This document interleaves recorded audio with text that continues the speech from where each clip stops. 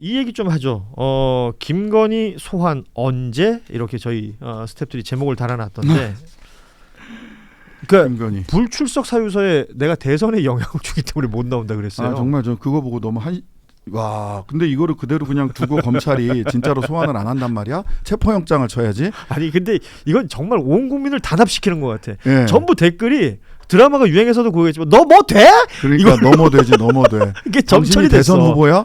그러면서 사례로 든 게 두 가지 사례를 들었단 예. 말이에요. 하나는 이재명 후보도 출석다 재판 연기하지 않았냐. 네. 거기는 대선 후보니까. 그리고 문재인 전 대통령. 예, 문재인 그리고 그거는 헌법에 그 공정한 선거의 기회를 보장해야 예. 된다라고 하는 헌법 조항이 있다고요. 그다음에 문재인 대통령 같은 경우는 그 소환 조사 없이 기소되지 않았냐. 그렇죠. 그건 잘못한 거예요. 그러니까 그러면 안 되는 거잖아. 안 되는 거예요. 문제 제기를 하는 지점들인데. 예. 근데 아니 뭐 소환 조사 하지 말고 그럼 기소해 그러면 뭐 이런 얘기예요. 그렇죠. 할 수 있으면 해. 예.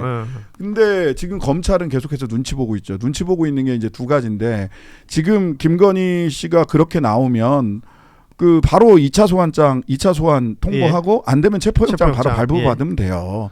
그다음에 두 번째는 삼부토건 사건인데요. 예. 뭐 삼부토건 사건도 이제 아까 모두에 말씀하셨지만 금감원에서 이복현 그 윤석열의 신복이었다는 막내. 예. 사단의 막내인 이복현 금감원장이 저희들이 마지막으로 그 제가 정무위 소속인데 그 자리에서 이제는 저희들은 수사 다 했고 그다음에 피고발인의 김건희와 소위 블랙풀 인베스트먼트 이종호 대표를 명시하지는 않았지만 언론 보도에 따르면 노컷뉴스 단독에 따르면 이 사람들에 대해서는 강제 수사가 필요하다라는 예. 것을 기재해서 고발장을 검찰에다 넘겼단 말이에요. 예. 그러니까 우리가 계좌 추적이나 이런 건 금감원에서 할 수 있지만 다른 강제 수사, 압수수색이나 이런 걸 못 하니까 이제는 검찰의 시간입니다라고 발언을 했어요. 국회에 와서. 뉴스에 나왔죠. 예. 예. 근데 검찰이 다시 다시 금감원의 시간 해라고 넘겼어요. 지금 죽어도 형수님은 조사 못하겠다 이런 거 아닙니까? 그게 바로 서울 남부지검. 예, 남부지검. 예. 남부지검장도 또 소위 말하는 윤석열 라인이다. 네. 이 얘기가 있는 거고. 그러니까 지금 얘기를 하셨지만 이복현 금감원장이 저렇게 하고 넘긴 걸 뉴스에서 다 봤는데 네. 우리 뉴스에 살짝 안 나오는 시간 동안 남부지검이 금융위원회로 넘겼고 다시 금융위원회가 다시 금감원으로 보낸 거예요. 네. 뭐 하는 겁니까? 사건 뺑뺑이 치는 거예요. 뺑뺑이 돌리는 거예요. 이런 게 이제 검찰에 가서도 뺑뺑이로 돌리는 방법이 있어요. 네, 당사자나 관계인이 피의자나 참고인이 어디 다른 뭐 전주에 있다 그럼 전주지검으로 돌렸다가 뭐 부산에 누가 한 명 있다 그러면 부산으로 돌렸다 그래 뺑뺑이를 치거든요. 지금은 근데 금감원하고 검찰이 지금 핑퐁을 하고 있는 거죠. 예. 아니 지금 뺑뺑이 돌린다 그러니까 갑자기 그 강혜경 씨가 생각이 나는데. 네. 강혜경 씨는 그 가져갔던 PC를 포렌식하고 다시 돌려받은 그걸 사비로 지금 포렌식해서 지금 뭐 여러 기자분들하고 지금 확인하고 있고 법률 자문 받고 있는데 이분이 그렇잖아요 지금 대구, 창원 왔다 갔다 하죠. 뺑글뺑글 돌리면서 뭔가 진행되는 건 없고. 예. 이게 참 검찰이 어찌 보면 수법인가 이런 생각도 수법입니다, 들고요. 수법. 예. 1년 2년도 돌려요. 참 삼부토건 얘기를 뭐 다들 이제 넌지시는 기억하고 생각을 하시지만 이 주가 조작이라는 것을 지금 수사를 해야 되는 어떤 필요성 같은 거, 네. 예, 이걸 좀 짚어주셔야 될 것 같아요. 사실 처음에 작년에 7월 22일 날 김병환 금융위원장 인사청문회 때 제가 이 얘기를 처음으로 했거든요. 예. 하기 전에 몇몇 이제 전문가들이랑 쭉 보면서 그때 이거 너무 주가 조작 패턴이야. 예. 근데 구체적인 단서는 이종호 씨가 그때 3분 내일 체크하고 이게 단톡방에서 그렇죠. 그 최혜병 사건으로 해가지고 쭉 나오다가 보니까 이게 나왔는데 3분 내일 체크하고 이게 골프장 3분야 유상범 의원이 그랬죠. 아주 대차게 아주 망신을 당하셨는데 삼부토건이란 말이죠. 그래서 삼부토건 주가의 흐름이나 당시 호재가 쌓였던 과정이나 이게 이제 너무나도 패턴이 똑같아서 이 패턴을 제시를 하면서 혹시라도 하면서도 제시를 했는데 7월 22일 날 제시해서 한 6개월 정도 지나고 나니까 이게 너무 사실관계가 의혹이 사실이 되는데 또렷해졌죠. 예, 한 6개월이 채 걸리지 않았는데요. 삼부토건은 지금까지 최초에 이게 금감원에서 얘기를 할 때 한 100억대의 이익이라고 했어요. 그런데 100억대가 넘는다고 하더니 노컷뉴스 단독 아마도 고발장을 노컷뉴스에서는 그 입수를 한 걸로 보이는데요. 노컷뉴스 단독에 따르면 660억 원대라는 거거든요. 그러니까 금감원에서 최초 밝힐 때 그 조 씨, 예. 그다음에 그러니까 전현직 경영진 그렇죠. 그들에게 뭐 각각의 뭐 100억, 200억 이 정도 얘기를 했었는데 그때도 의혹은 그거였어요. 금감원에서 이 정도 오픈한 거면 뒤가 이만큼 더 있을 거다. 그럼요. 예. 왜냐하면 그때 당시에 그 금감원 이복형 금감원장은 그 경영진 쪽까지만 이렇게 계좌 추적을 했고 김건희 이종호 쪽은 계좌 추적을 했는지 안 했는지 안 한 듯한 뉘앙스로 얘기를 했거든요. 안 한 듯한 뉘앙스로. 근데 처음에 100억대라고 했다 660억까지 올라갔어요. 그러네요. 예. 근데 660억이라고 그러니까 그냥 경영진이 어디서 그냥 하늘에서 660억이 뚝 떨어졌다가 아니라 660억이라고 한다면 그만큼 개미들이 손해를 봤다는 거거든요. 누군가의 돈이 들어간 거잖아요. 누군가의 돈을 먹은 거예요. 그렇습니다. 그럼 그 피해자가 광범위하고 그다음에 이 건은 그 소위 그 도이치 모터스 같은 경우는 얼마나 고생을 했어요. 그 주가 조작하는 입장에서는 사고 팔고 1차 작전, 2차 작전, 뭐 1차 작전, 이전 작전 뭐 해가지고 12시에 때려주세요. 12시에 때려주삼 뭐 이렇게 해가면서 자기들이 굉장히 노력을 했단 말이에요.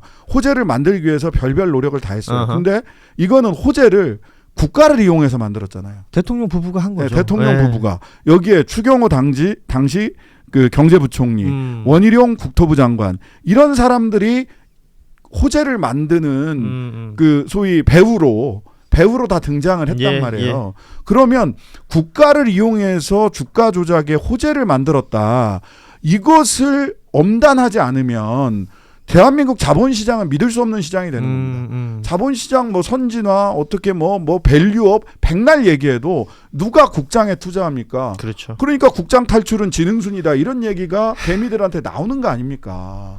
그래서 이 자본시장의 투명성과 자본시장의 미래 가치를 완전히 갉아먹은 일이기 때문에 저는 이 부분은 끝까지 파야 된다고 생각합니다. 예. 그 이재명 후보는 공약에 코스피 5천 얘기를 한 바가 있습니다. 네. 그건 뭐 시장이 투명해야지 가능해지는 일 아니겠어요? 당연합니다. 예. 시장이 투명해야 되고 우리가 잘 오해하고 있는 것 중에 하나가 오늘 중앙일보에도 김학균 그 리서치 센터장이 길게 쓰셨던데 코리아 리스크라고 하면 남북의 분단 체제가 코리아 리스크라고 많은 분들이 오해를 하시는데 많은 그 신용평가사들이라든지 리서치 전문가들 해외 주식 하시는 분들이나 뭐 투자 기관들이나 이런 데서 얘기하는 거는 전부 다 지배구조 이야기를 하시는 거거든요. 그래서 그 부분을 투명하게 하고 국장을 투명하게 하는 거 그게 중요해요. 사실 그래서 그 시장감시위원회가 있어요.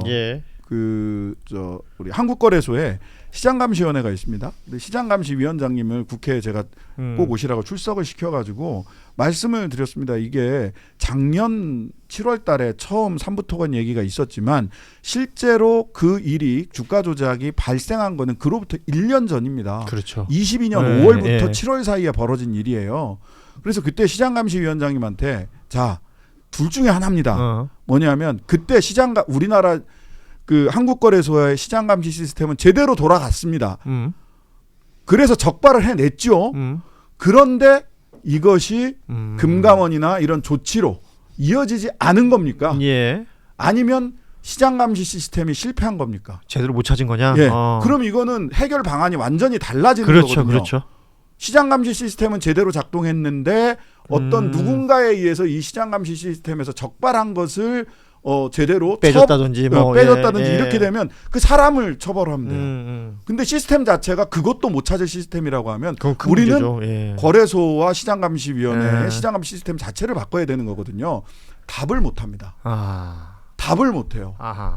그래서 위원장님이 여기서 답을 못 하시면 한국 자본시장은 굉장히 후진적이고 한국 자본시장 감시 시스템은 낙후된 곳이 됩니다. 이러시면 안 됩니다. 국장을 살려주셔야죠. 답을 못 하세요. 답답합니다. 이게. 그 대한민국에 있는 시스템에 대한 의심보다는 그러니까 중간중간에 있는 사람들에 대한 의심이 우린 더 큰 건데 그걸 답을 못 한다. 저는 시스템에 대한 신뢰는 좀 지켜져야 되고. 그렇죠. 예. 그리고 그 정도 제가 아는 바로는 뭐 이렇게 저렇게 알아봤을 때 시장에 있는 자본시장에 있는 분들 알아봤을 때 많은 분들이 우리 신장식 의원을 그 방송인으로 알고 있지만 예, 금융 전문 변호사입니다. 예, 제가 그랬습니다. 예. 그래서 정무위에 갔던 거고요. 삼부토건도 그래서 찾아낼 수 있었던 건데요. 예. 그 정도 실력 된다 우리. 라는 말씀을 하세요. 그렇습니다. 그래서 아까 말씀하신 뭐 코리아 리스크를 얘기할 때 지배구조 얘기를 하면서 그래서 상법 개정도 필요한 것이다. 네. 이 모든 부분들이 연결되는 것이고 지금 적어도 이제는 뭐 2주 남짓 남은 이 대선 사실 재외국민 투표는 시작이 됐다 이렇게 보는 게 맞을 거고요. 네, 내일부터니까. 네. 그리고 이제 뭐 사전 투표 생각하고 이러면 진짜 얼마 안 남았고 다음 정부가 들어서서 이 많은 것들 동시다발로 막 해내려면 인수위도 없이 네. 정신 없을 거예요. 그래서 그러니까요. 이게 뭔가 사전에 정리도 잘 돼 있어야 될 것 같고 소위 말하는 액션 플랜도 잘 짜여져 있어야 될 것 같은데 그런 것들에 대한 기대가 계속해서 좀 높아졌으면 좋겠다. 왜냐하면 야 지금 백날 떠들어봤자 안 되더라. 예를 들면 이런 거예요. 김건희 씨 소환은 언제 되냐? 대선 전에 되냐? 눈에 보이는 거 좀 내놔라. 라는데 안 움직이잖아요 검찰이. 그래서 특검이 필요한 거고요. 그 다음에 저는 요즘 이 주장을 하는데 그 저희 조국혁신당에 문재인 정부 직후에 이제 청와대나 예. 이런 쪽에서 근무하셨던 분들이 많이 계시거든요. 예. 그분들하고 이제 깊이 얘기를 하다 보니까 제일 중요한 게 뭘까? 딱 처음에 어떤 조치들을 해야 될까? 법무부 차관 인사가 제일 중요하다고 생각합니다. 차관. 예. 왜냐하면 법무부 장관 박성재예요. 지금. 그렇죠. 법무부 장관 박성재가 와서 한 일이 뭡니까? 오늘 그렇죠. 법무부 감찰관, 그다음에 그다음에 대검 감찰 인사. 거기는 기한이 그 2년짜리 정년이 2년 있죠. 플러스 1 정도가 보통 보장돼요. 생각을 해보시면 한동수 감찰부장님이 판사 출신인데, 판사 출신인데 윤석열 정부 때 대검 감찰부장을 그렇죠. 하셨단 말이에요. 근데 대검 감찰부장으로 지금 보니까 저희 과 후배가 같은데 검사 출신에 예, 93학번인가 되는 그 검사가 같던데 알박기 인사한 거거든요. 그 얘기도 많이들 했죠. 예, 그리고 그 논란이 처음 나왔을 때 이거 알박기 하려고 하는 것 아니냐라고 했는데 그게 유야무야 이렇게 진행이 되어버렸습니다. 예, 되어버렸어요. 박성재가 그렇게 했단 말이에요. 근데 이제 국무위원회가 11명은 있어요. 지금 14명이거든요. 예. 11명은 있어야 되니까 사실은 잠깐 동거를 할 수밖에 없어요. 왜냐하면 장관은 인사청문회를 해서 그렇죠, 가려면 그렇죠. 예. 한 달 정도 이상의 시간이 걸린단 말이에요. 국무위원회 때문에 몇 명은 동거를 해야 되는데 박성재 같은 사람은 바로 잘라야 됩니다. 박성재 법무장관 예. 같은 사람은. 그러면 차관 인사는 청문회 없이 할 수가 가능하죠. 있단 말이에요. 예. 그러면 차관을 인사를 해서 박성재 사표를 받고 법무부 장관 권한대행 직무대행으로서 빠르게 검찰총장에 대한 지휘를 해야 됩니다. 법무부 장관이 검찰총장에 대해서 구체적 사건에 대해서는 검찰총장을 지휘할 수 있어요. 그렇죠. 그러면 도이치모터스 사건이나 삼부토건 사건 같은 경우를 직접 심우정 총장에게 지휘하게 해야 돼요. 그러면 이제 심우정 측에서 어떻게 나오느냐에 따라 또 그렇죠. 다를 수 있죠. 심우정이 그러면은 할 거냐? 아니면은 나는 뭐 이런저런 얘기에 검찰의 독립을 위해서 저는 사표 내겠습니다. 어느 쪽으로 해도 땡큐.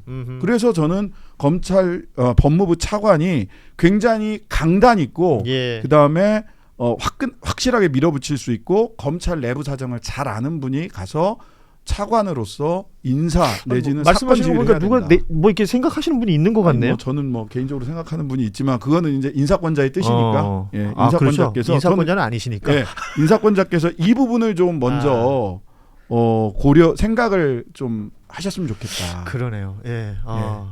뭔가 이게 법적으로 막 하는 것들에 있어서 반대되는 기술을 생각해 본 적이 크게 없었는데 네.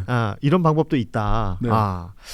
좋습니다. 오늘 뉴스다이브 시간 어떻게 가는지 모르고 쭉쭉쭉 진행했네요. 예. 역시 우리 신장식 의원하고 말씀 나누다 보면 시간 잘 갑니다. 참 좋습니다. 끝으로 조국 대표께서는 요즘 어떻게 지내십니까? 조국 대표는 열심히 그 운동을 하고 계시고요. 얼굴이 되게 좋아졌다는 얘기 들었는데. 얼굴이 이제 환해졌다. 그리고 정기적 운동하고 보고 읽고 쓰고 이 세 가지. 그리고 쓰는 데는 이제 책도 쓰고 예. 편지도 열심히 쓰십니다. 편지는 자주 공개가 되더군요. 편지도 예. 개인에게 쓰는 편지도 있어요. 아, 열심히 편지를 쓰신다. 그렇군요. 건강한 모습으로 최근에 이제 영화 5월 14일 날 다시 만날 조국이라고 하는 영화 개봉했고요. 여러분들 CGV 등 극장에서 많이 하고 있으니까 다시 만날 조국을 미리 만나 보셨으면 좋겠다. 극장에서 먼저 만나보시면 이 영화가 극장에서 내려지기 전에 조국 대표가 제자리로 돌아와야 된다. 저는 실은 이게 이제 2019년 또는 그 이전부터 시작된 검찰의 연성 쿠데타가 지금까지 아직 완전히 제압되지 않았다라고 생각을 하고요.